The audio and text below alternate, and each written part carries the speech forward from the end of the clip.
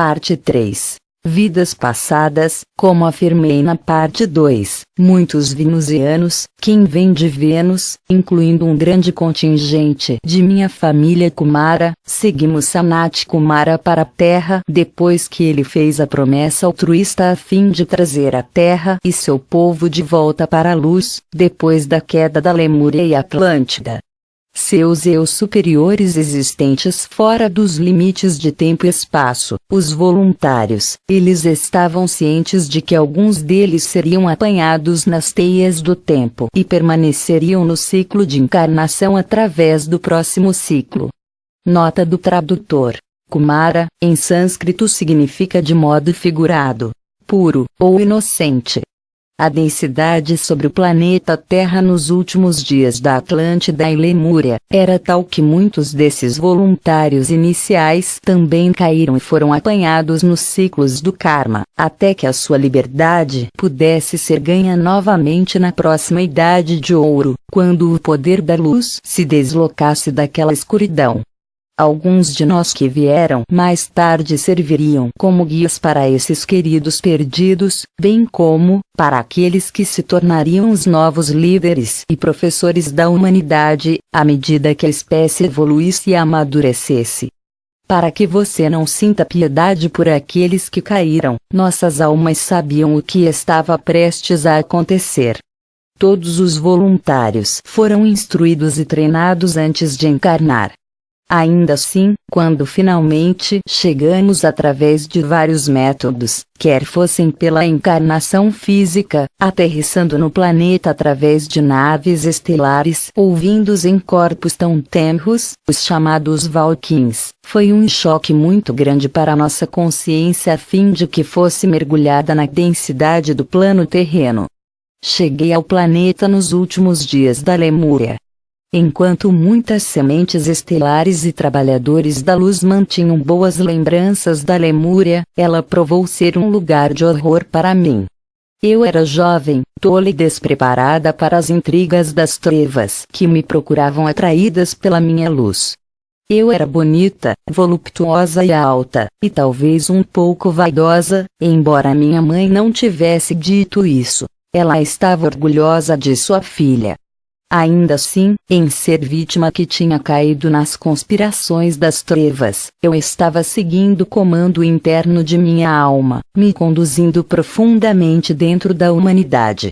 Lá eu iria esperar o meu tempo com os meus companheiros ao longo do tempo a fim de que as oportunidades surgissem quando a luz estivesse mais uma vez, brevemente transcendente durante os ciclos menores. Antes da queda, durante a época das grandes civilizações da Lemúria e Atlântida, o nosso povo ocupou vários cargos. Eram professores, sacerdotisas, sacerdotes, xamãs, engenheiros, inventores e artistas. Estes seres iluminados talentosos também procuraram esconder muito da alta tecnologia espiritual, usada especialmente nos últimos dias da Atlântida, a fim de que o conhecimento não se perdesse por completo. Você pode ler sobre a nossa história no livro chamado Retorno das Serpentes, da Sabedoria, de Marca Amaru Pinkan, que é mais um Kumara. Apesar do poder das trevas, que foi se espalhando por todas as culturas de ambas e grandes civilizações, havia lugares onde poderíamos viver e trabalhar bastante intactos, de modo que muitas vezes escolhíamos lugares distantes do centro de atividade e da política. Muitos dos voluntários sementes estelares tornaram-se membros de grupos de sacerdotes e de outros sábios, pessoas qualificadas que migraram para as bordas exteriores do antigo império, e assim escaparam da morte física, quando a ilha-continente foi dragada sob os mares. Alguns de nossos maiores mestres entre nós sabiam o que estava por vir e sentiam a mudança à medida que os níveis de frequência caíam. Os mais poderosos, os ascensos retiraram seus templos e centros para o reino etéreo, em uma frequência superior do que aquela que estava disponível para a maioria dos seres humanos, e assim por diante. No entanto, alguns de nós permaneceram na superfície do planeta no meio do povo a fim de manter a luz o melhor que podia, enquanto a noite descia e o mundo ficava escuro. Dentro do próprio império, até a pacata vila foi afetada pelas guerras e violências perpetradas pelos filhos agressivos de Belial. Estes intrusos buscavam, atacavam ou encontravam outros métodos mais sutis para subjugar os inocentes ou incautos entre os seguidores da lei do Uno.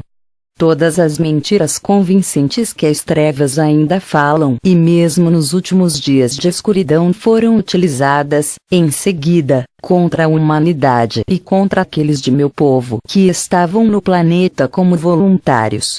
Nota do tradutor. Belial é um personagem mitológico que significa rei do inferno. Eu não me lembro dos dias que passei na Lemúria. Foi-me dito que eu tinha pelo menos 2 vidas lá, ambas foram cessadas, abortadas cedo devido ao trauma. Após a segunda vida, deixei Lemúria e depois reencarnei no grande reino de Atlântida. Lá servi como sacerdotisa nos grandes templos à deusa. E, em algumas vidas, eu servi como um guerreiro guardião fêmea para o rei e a rainha. Antes da queda da Atlântida, fui guiada a emigrar para o que é agora as Ilhas Britânicas. Eu acompanhei um grupo de sacerdotes que se tornariam os primeiros druidas, que iriam servir o povo indígena das ilhas, e as ondas posteriores de imigrantes provenientes da Europa. Os druidas continuaram com a chama da liberdade, educando muitos jovens nos caminhos das artes, ciências, governo, filosofia, ciências naturais e liderança. Os druidas também migraram para a Europa, especialmente na área que foi uma vez conhecida pelos romanos como Gália, atual França e as Terras Baixas.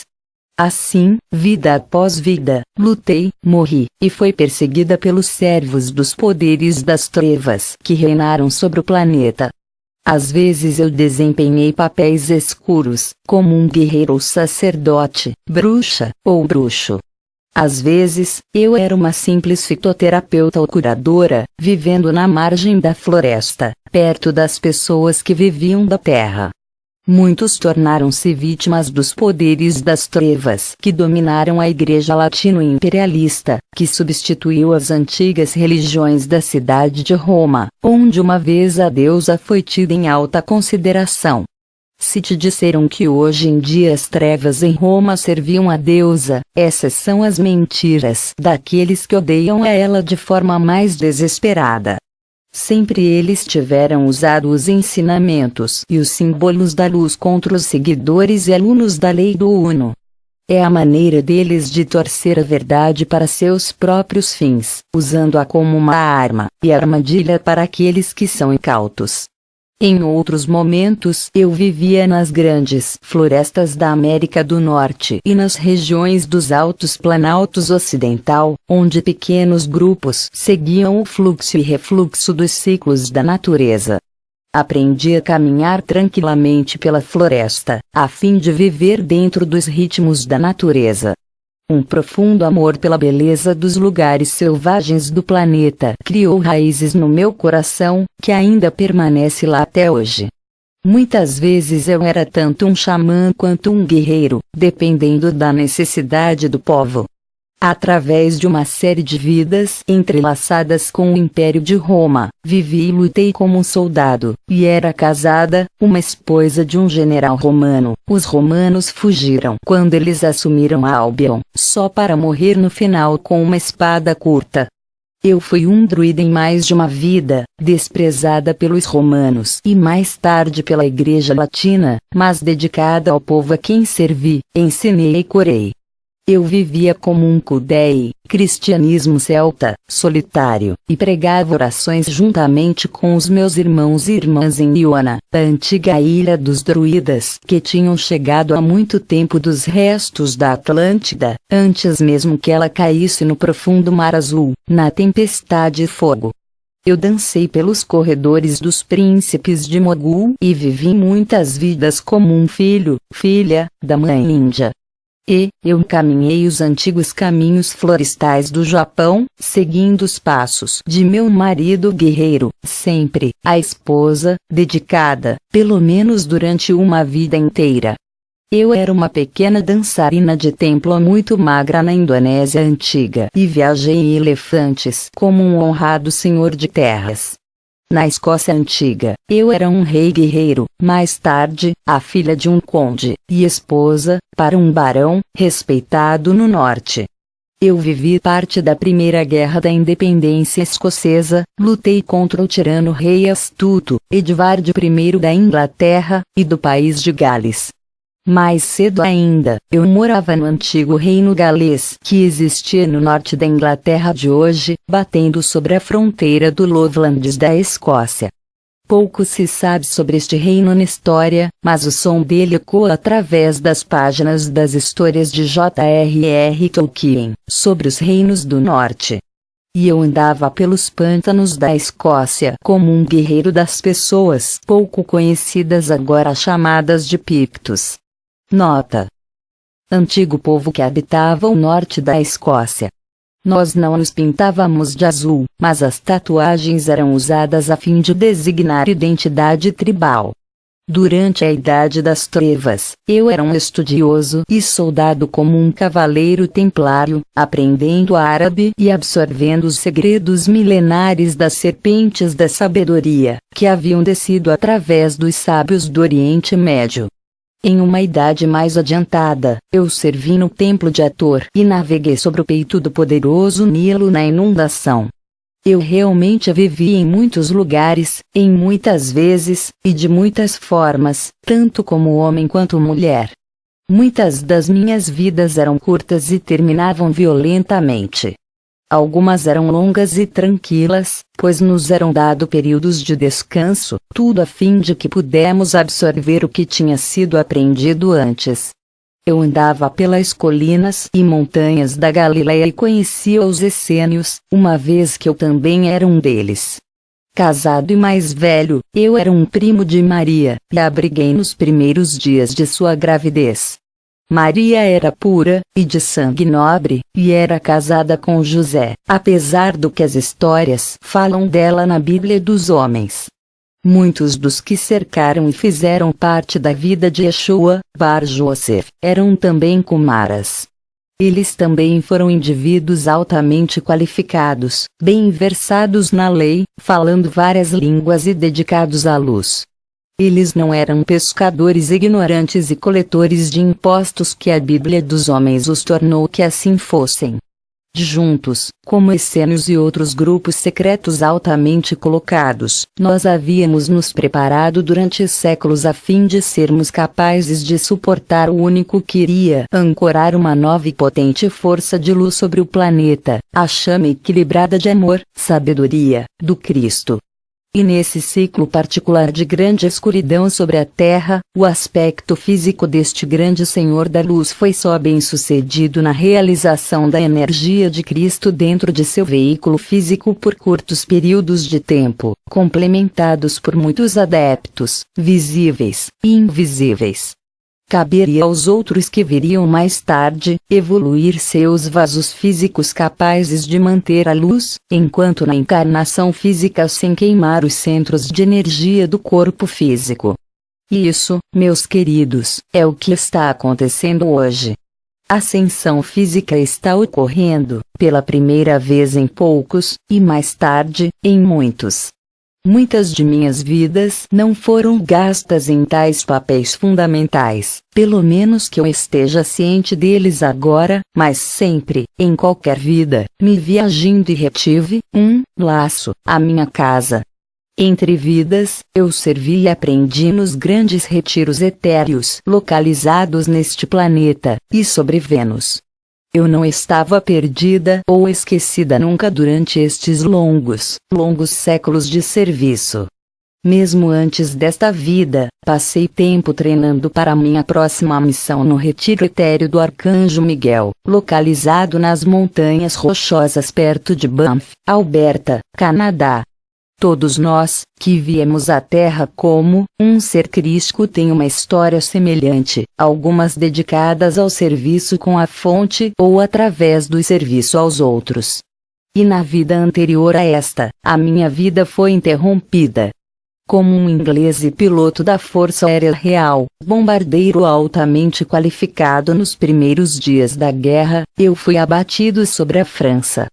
Pousei o avião, mas estava sangrando de feridas debaixo do fogo.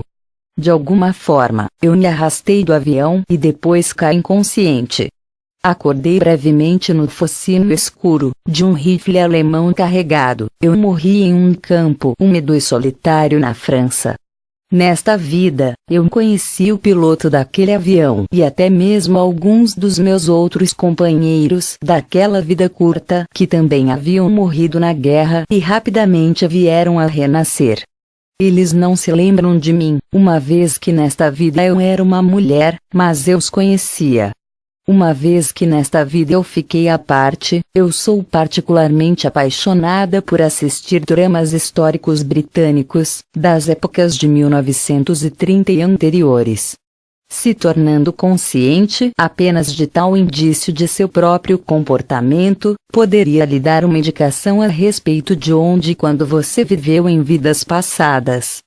Tenha em mente, porém, que seus eu superiores são perfeitamente capazes de enviar os aspectos do eu, self, de vidas passadas simultaneamente, no tempo e espaço, tal qual é conhecido nos mundos de baixa densidade, que não existe exatamente da mesma maneira em 6D, e acima. Assim, nesta vida de serviço neste planeta, eu estava determinada a equilibrar o meu karma e o que eu podia de outros, a fim de permitir que aqueles a quem eu vim servir finalmente entrassem em seu próprio karma. Quando as antigas previsões de videntes e profetas da destruição da humanidade em torno dos milênios deram em nada, sabíamos que tínhamos passado um marco importante. Agora aqueles que buscavam ascensão durante este ciclo estavam agora livres para persegui-lo com todo o coração. Junto com milhões de outros trabalhadores da luz voluntários de ondas mais recentes, nós tínhamos finalmente conseguido ancorar a luz do Cristo sobre este planeta. Agora a humanidade está livre a fim de perseguir seu objetivo evolucionista, se tornando uma civilização galáctica. E eu estou prestes a embarcar em uma nova missão. Namastê.